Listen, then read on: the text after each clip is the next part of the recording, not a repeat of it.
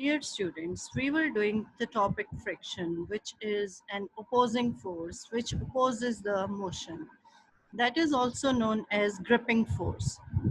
Today we will discuss about some of the factors that affect friction. Friction could be increased or decreased by the roughness of the surface. The more rough is the surface, more will be the gripping force and more will be the friction. And if more will be the force of friction, more force is to be required to move the thing, to slide the thing.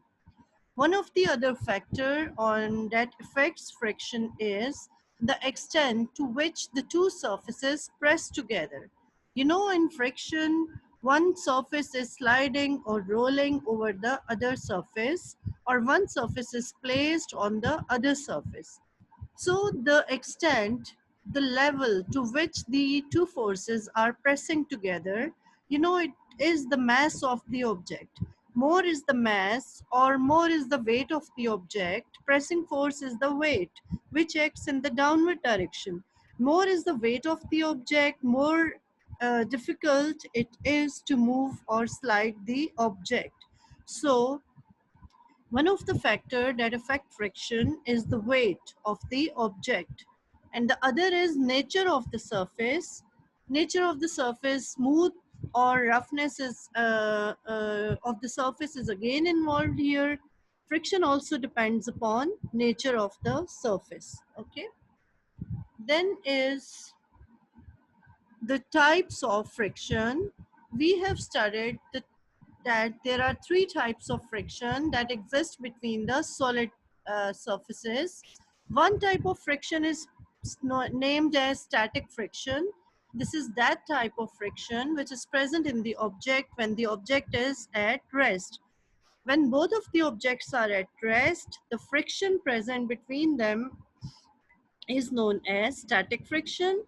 Then is the sliding friction, which we have already discussed, and rolling friction.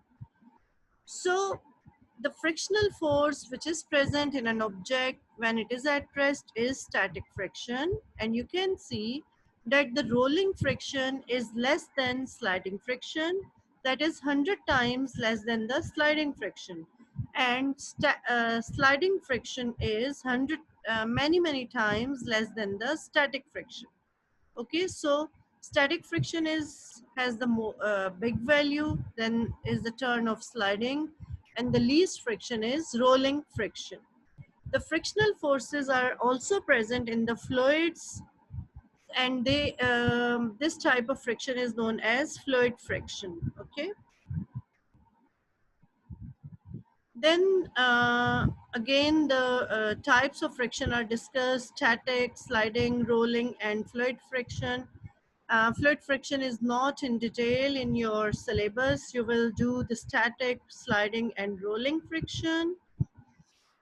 Then is in this picture, this is shown that when something, this blue is a block, when something is placed on the surface of something, like this blue block is placed on some table or on the floor, then the weight of the object is acting in the downward direction. W is equals to mg, and the normal reaction force is given by the ground, which is represented by Fn.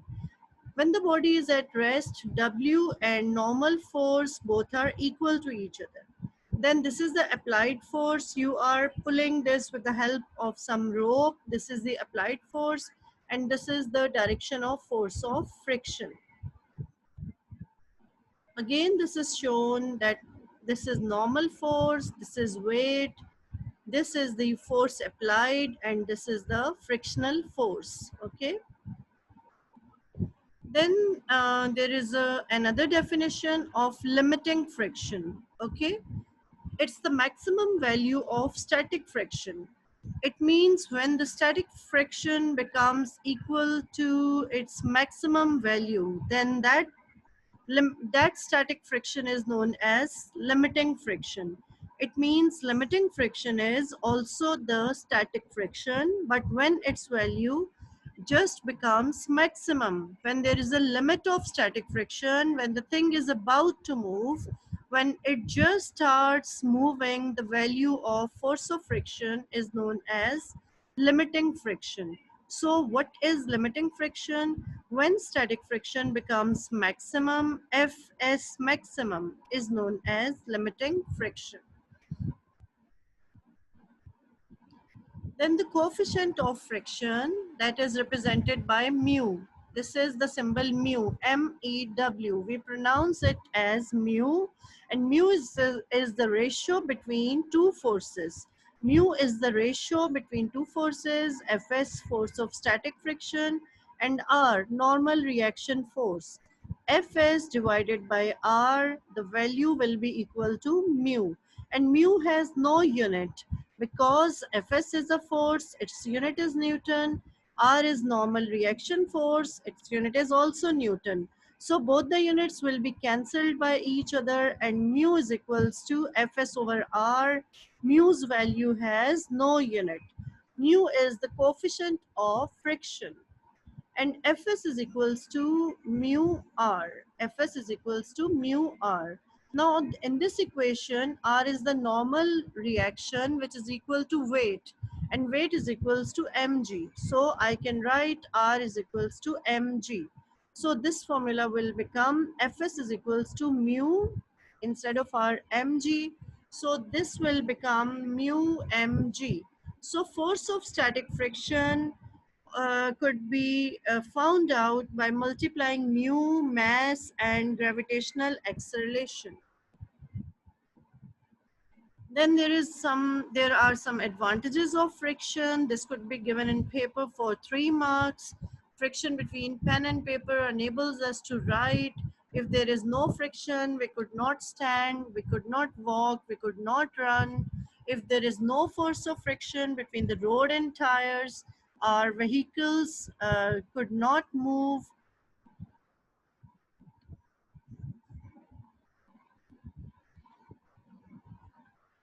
Then there are some disadvantages of friction, because friction causes the moving objects to stop or slow down. It causes the wastage of energy in machines. It changes the useful energy into heat energy.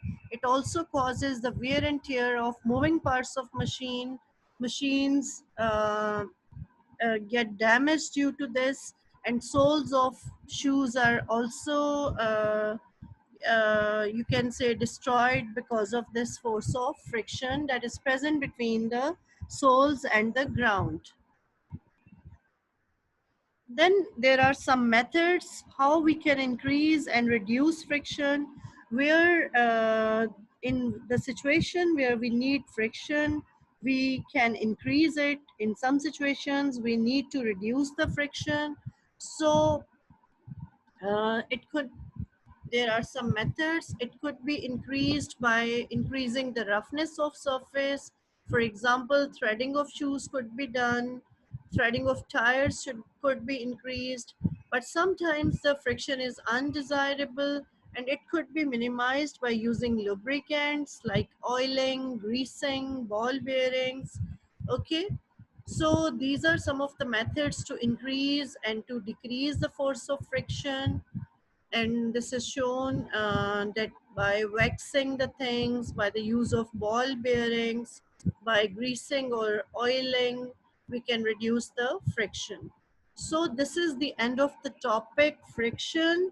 In our next topic, we will do the uniform circular motion. Okay.